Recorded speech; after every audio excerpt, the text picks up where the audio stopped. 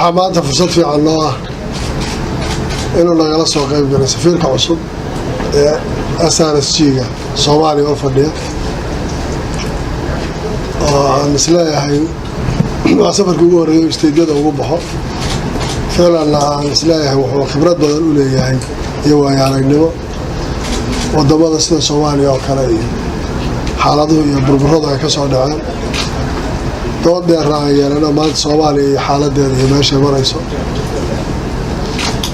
khilaafka ka dhex taagan dowladda federaalka iyo dowlad goboleedyada sida aan xal u aragno iyo Soomaaliya maanta inay u baahan tahay in la gaaro xal jidri ah oo si dhab ah arrinta Soomaaliya maanta looga wada hadlo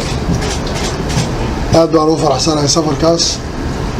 waana ku soo dhaweynayaa mar labaad iyo mar saddexaad dadku meesha marayso oo ka mid ah arrimaha amniga siyaasadda dhaqaalaha iyo xiriirka shayga ugu muhiimsan wuxuu ahaa xaaladda maanta waddanku uu ku jiro inay waji ka bedelan loo helo waxaanan isla garanay in ay muhiim tahay in la wada hadlo wadahadalla wax lagu dhameeyo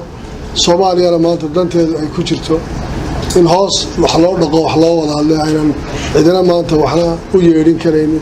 cidina waxay rabto inay samayn karaynin dadka Soomaaliyeed maanta ay u baahan yihiin wax dhaba inay ka wada hadlaan marka arrimaha guud ahaan iska afgaranay fariin bay qaadayeen meelaha kalena way mari doonaan laakiin shayga asalka waxa weeyaan xaaladda dhabta waddanku maanta uu ku jiro iyo arrimaha siyaasadda iyo amniga